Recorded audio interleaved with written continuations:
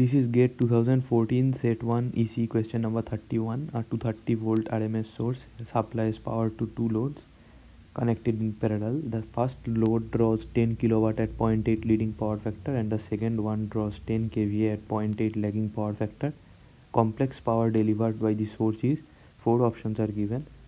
So for reference you can refer to lecture number 29, concept of active and reactive power in AC circuit, part 1 of the course Network Analysis by Professor Tapush Kumar Bhattacharya, Department of Electrical Engineering, IIT Kharagpur, and the reference YouTube lecture link is given. The useful data that you will need in order to solve this problem is that the concept of lag load and lead load, and you should be able to draw the power factor for lag load. The current lags the voltage, and if the current lags, and if you try to draw the power triangle diagram for the source and the load, the power delivered by the source as well as the power absorbed by the load should be equal, and they are positive since power is absorbed by the load and power is delivered by the source. That is positive convention, and this is positive. And if you see, the apparent power is given by V into I conjugate. Now if you break I conjugate will be like this, and if you multiply, this will be positive and this will also be positive. Now real part of V into I conjugate, this part will give you power, the x-axis part, and the y-axis part will give you V into this one will give you the reactive power. So reactive power in this case of lagging loads is coming positive, which means the power is absorbed by the load. So reactive power for lagging type load is positive, as load absorbs reactive power for lagging type loads. For leading type loads, just the opposite. Reactive power is delivered by the load and the source absorbs the reactive power for leading type loads, so it is negative. Just keep that in mind. Now coming to the problem, the first load is leading type load, 0.8 lead, that is power factor with 10 kilowatt active power, and is like this. There is two loads, 230 volt RMS AC source,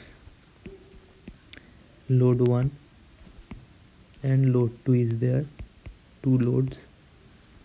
Let us name L1 and L2. So for L1 the profile is given as 10 kilowatt active power P1 and 0.8 power factor lead. So 10 kVA 0.8 lag. For this one you should be able to draw the power triangle as we have told, 10 kilowatt P1 and 0.8 lead. So for lead the reactive power is negative, so downwards it will come Q1, and this will be the triangle, the arrow will be downwards. So this is P1 and this is Q1 and this is 0.8 lead. So this angle will be 36 degrees. Why this is coming downwards? I think the concept is clear, because for lead type loads reactive power is negative. Similarly for lag type loads reactive power is positive, since lag type loads absorb reactive power, so that is positive, plus Q, and this is Q2, this is P2, and this is given as 10, and this is also 0.8, but the angle cos theta equal to 0.8, the angle is 36 degrees. This is in plus direction and this is in minus direction, minus 36 degrees. Okay, so you have the angle information. You can obviously find P2. P2 is what? This should be 6 kVAR, this should be 8 kilowatts, this should be 10 kilovolt ampere for this. And for this one cos 36 is 0.8, so we can find out this one. So it is 10 divided by x, or x is 10 by 0.8, this is x.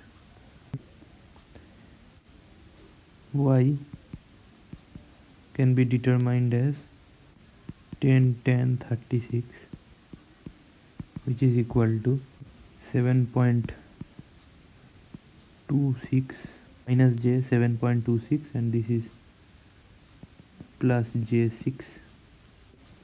P net equal to P1 plus P2, which is equal to, you can see, 10 plus 8, which is 18 kilowatts. Q net equal to Q1 plus Q2, which is minus 1.26 kVAR. So S net equal to 18 minus J 1.26 into 10 to the power 3 volt ampere, or we can write kVA. So 18 minus J1.